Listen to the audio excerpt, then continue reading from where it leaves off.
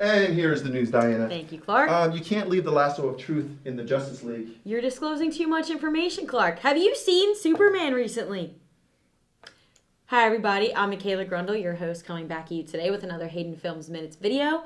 As per usual, I bring you 3 news articles that I think are important to discuss. But before we get into that, I just wanted to tell you that this video is sponsored by the $10,000 1.0 Hayden Films screenwriting competition. So if you're a screenwriter wanting to submit your screenplay, definitely click on the description links below to see how you can do that. Also, be sure to hit on that subscription button, and if you want to see any of our previous Haydenfilms Minutes videos, click on the cards in the top right hand corner.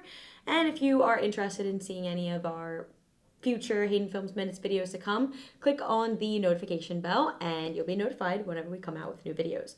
So definitely do that.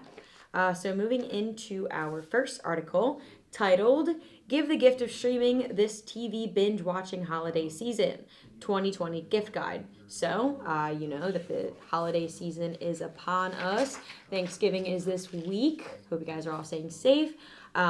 So, if you want to give the gift of a streaming platform to your family or a loved one, we're going to get into the best ones. So, if there ever was a time to be grateful for the growth of streaming services, which let viewers choose from a vast variety of TV shows, movies to watch, it's now, since the onset of the coronavirus pandemic, when most of us were advised to stay home.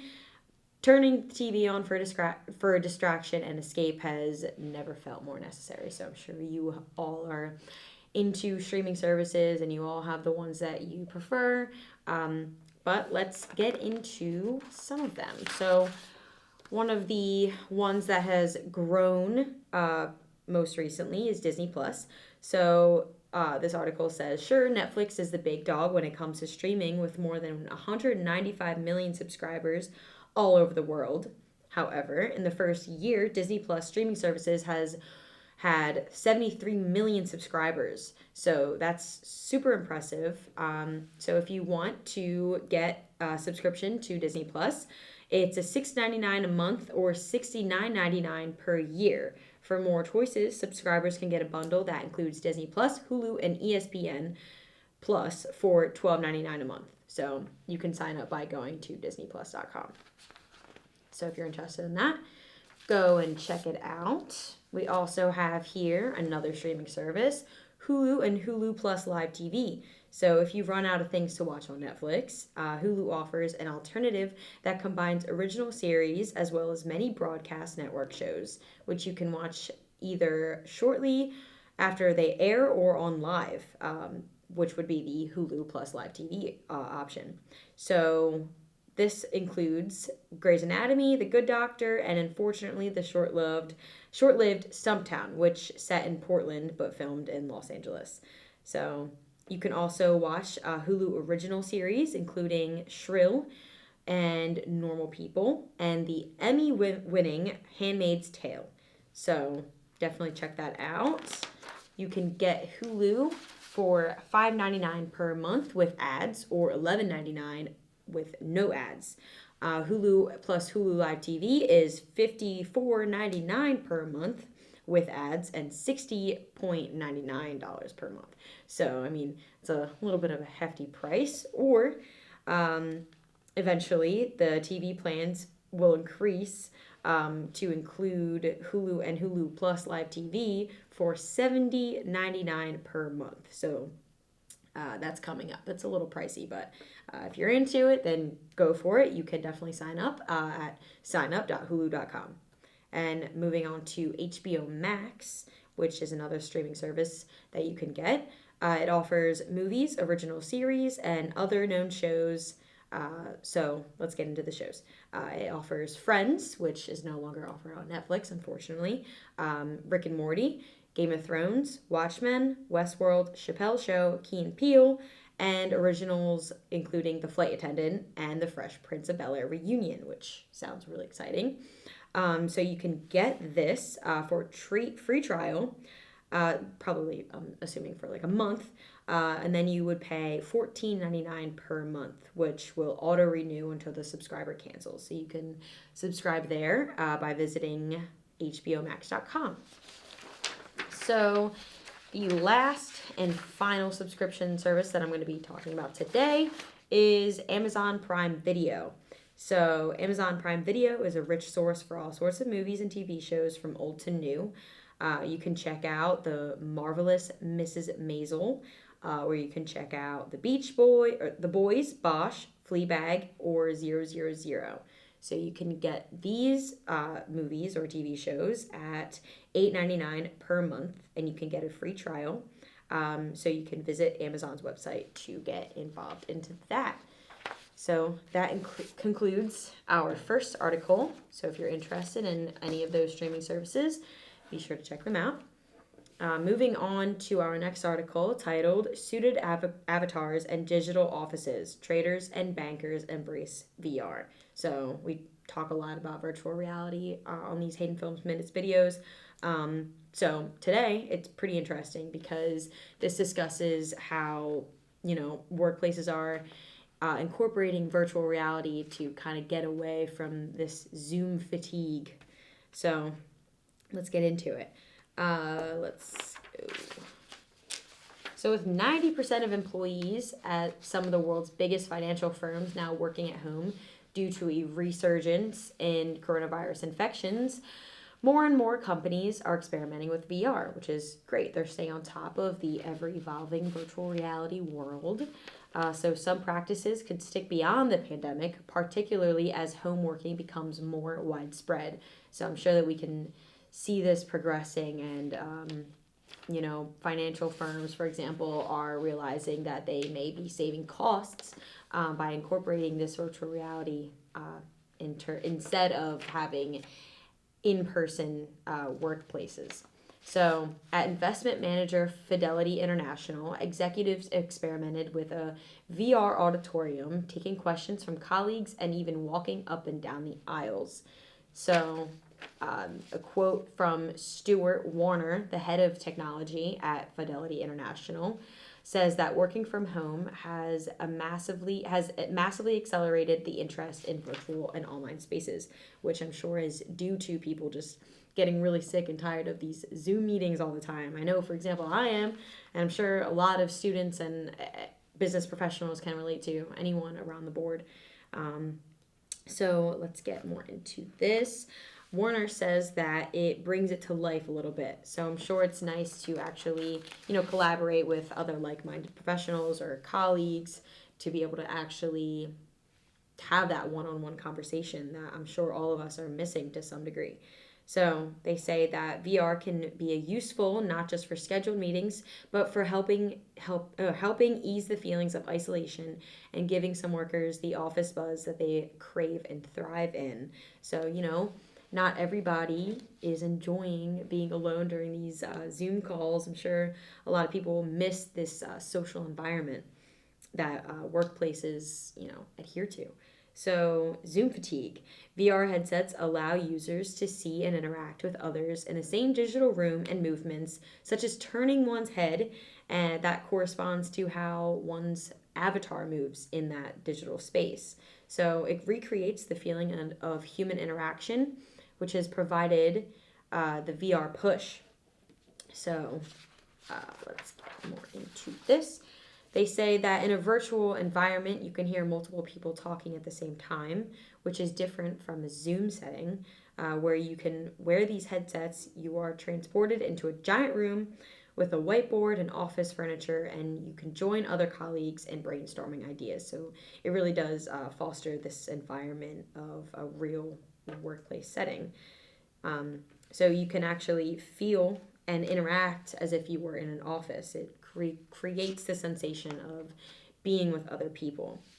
So they say that they think that VR technology adoption is going to grow and continue over time. So the immersive work experience carries a hefty price tag, though. So Microsoft's HoloLens 2 headsets cost $3,500 a piece. But in some ways, you can look at this and see that it makes more sense to purchase these headsets instead of paying all the bills that it takes for the buildings and all that. So with the financial industry, they are gearing up to spend. So I'm glad that they're on board. Fidelity says that tech is spending up to 100 to 200% this year versus 2019, and it'll keep leveling up. So they definitely are hopping on the bandwagon.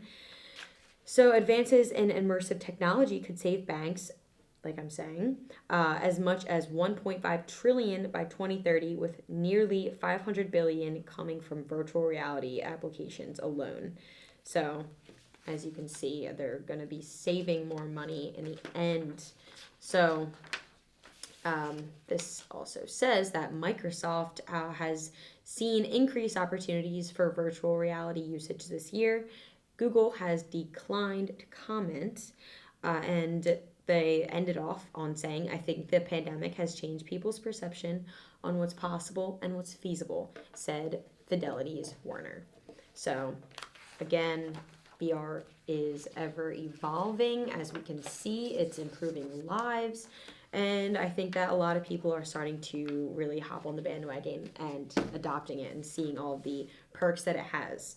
So that concludes our second article. Moving on to our third, titled City Council Caps Restaurant Delivery Fees. So I know we have talked about this before, these third-party delivery services kind of charging way too much for these small businesses, and small businesses are not necessarily able to keep up, and they're not making a lot of profit because of these third-party services.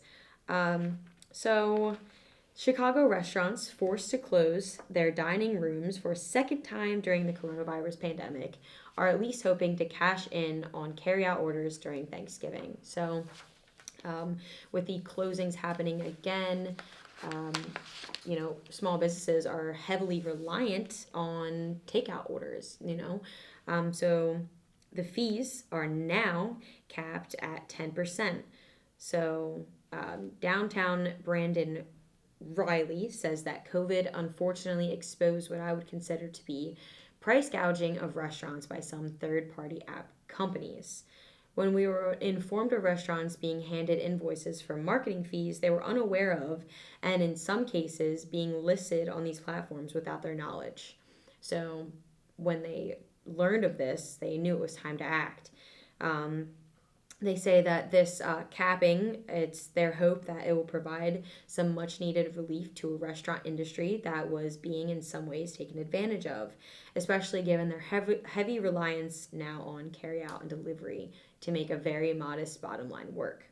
So Smith, who is a local city council member, says that the delivery fee cap is a really critical and another warning about when we fall in love with online businesses. So it's important to consider when adopting these third-party applications how they're affecting everyone on different levels. Everyone is affected to some degree when these are incorporated into our world. So Grubhub spokeswoman Grant Klinsman said Chicago restaurants need more support and visibility and order volume than ever as the pandemic drags on. So hopefully, that being said, that these businesses will be able to survive with this cap now being in place. So Uber Eats, Grubhub, Postmates, DoorDash, and similar services are now prohibited from charging restaurants any combination of fees, commissions, or costs greater than 15% of the orders placed through the third-party delivery service. It is also illegal to charge customers a price for food or beverages higher than the set price by the restaurant or menu price. So violators will face daily fines of $1,000 to $3,000 per offense.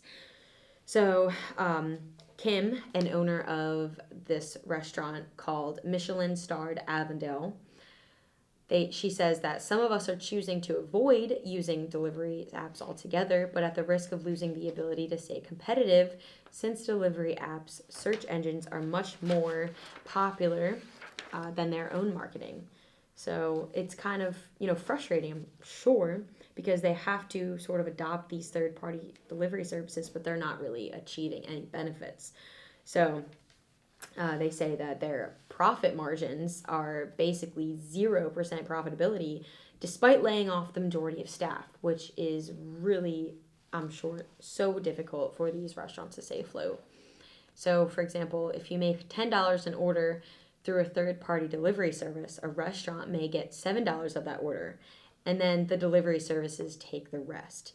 There's just not enough money coming in right now to be able to afford paying such a high percentage of every meal you serve. So, hopefully this helps the Chicago businesses, and hopefully this is going to be incorporated into more communities and cities, because that's what's needed right now in this time of the second shutdown. So that concludes all of our articles today. I hope you enjoyed. I hope that you subscribe. And I hope you all have a safe and happy Thanksgiving. Once again, I'm your host, Michaela Grundle, and thanks for joining us today.